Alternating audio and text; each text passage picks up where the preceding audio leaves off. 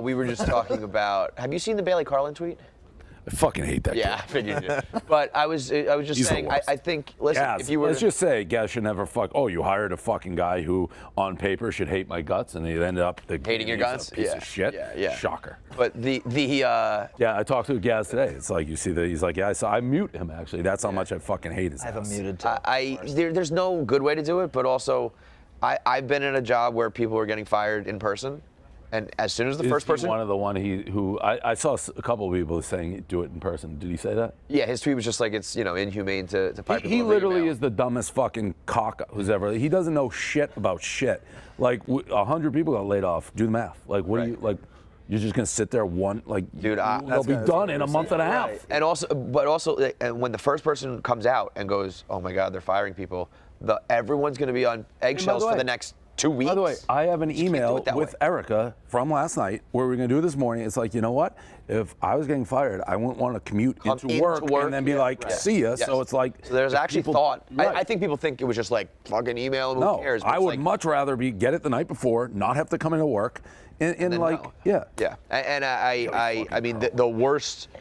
I watched people literally do like the cardboard box, pack your fucking desk up shit, and like walk out with your head down is the worst thing in the world. Yeah. So, I mean, there's no good way to do it, but that is the most. And there are people who are getting like conversation. It's just. What do you think? It's fucking Hard Knocks. Like, I mean, 100 people. You have to tell people. To me, telling someone the night before so they don't have to wake up and come in if they don't feel like coming in.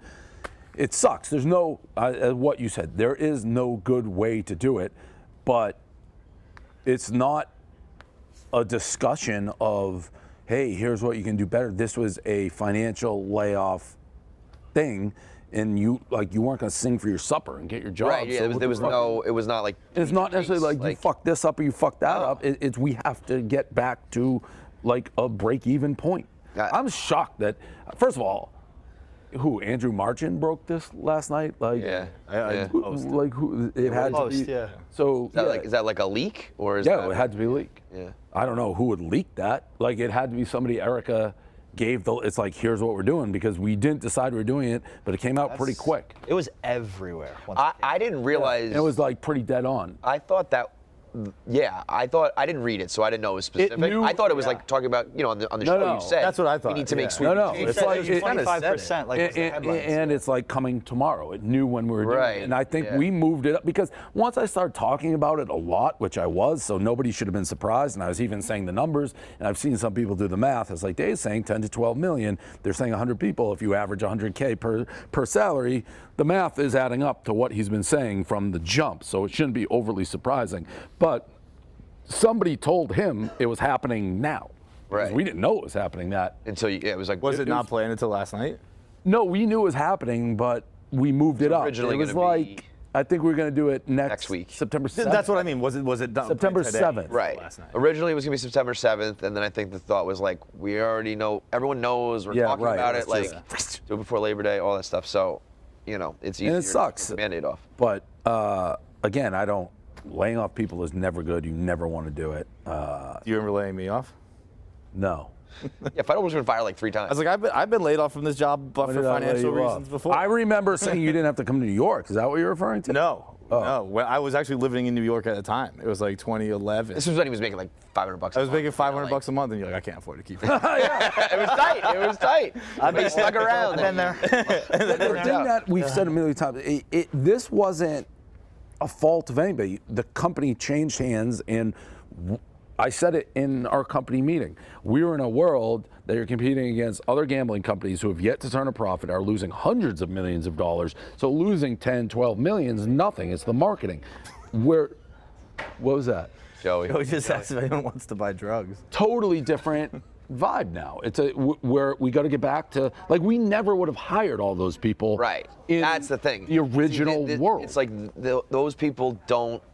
The jobs they were hired for, gambling newsletters, gambling lines, gambling this, gambling that, it doesn't exist even anymore, a lot of the Erica was under pressure, projections, revenue, forecast. Like, you sit in, Jay Snowden, public company, he has to go give like their reports and like earnings call. You need projections, numbers, all. We don't need. I sat with Erica. I go, I don't care about projections. Any of it. The only thing I care about is two things. Do we have enough revenue to offset the expenses? If we're close, I'm good. I don't need to run to this number, do that. Just don't get murdered. And if we lose $1 million a year, I don't fucking care. I can pay that out of my pocket. So two questions on that front.